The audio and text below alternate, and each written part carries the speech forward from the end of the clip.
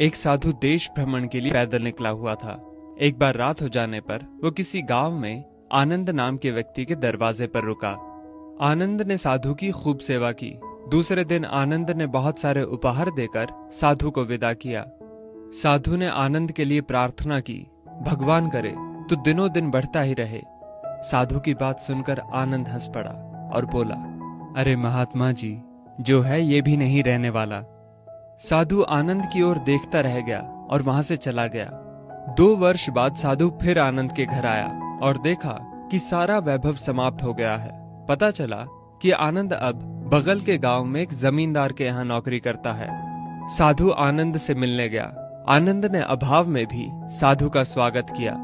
झोपड़ी में फटी चटाई पर बिठाया, खाने के लिए सूखी रोटी दी।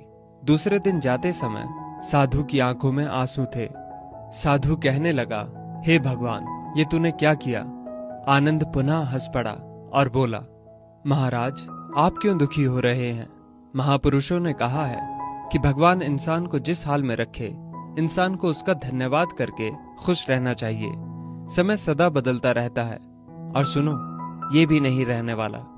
साधु मन ही मन सोचने लगा, मैं तो केवल भेष से साधु हूं, सच्चा साधु तो तू ही है आनंद।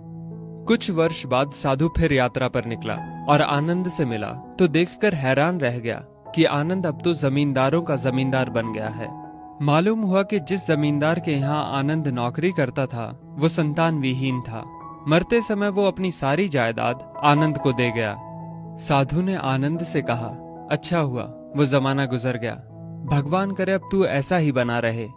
ये सुनकर आनंद फिर हंस पड़ा और कहने लगा, महाराज, अभी भी आपकी नादानी बनी हुई है।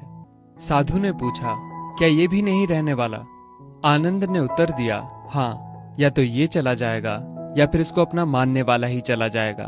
कुछ भी रहने वाला नहीं है, और अगर शाश्वत कुछ है तो वो है परमात्मा, और उस परमात्मा की अंश आत्मा।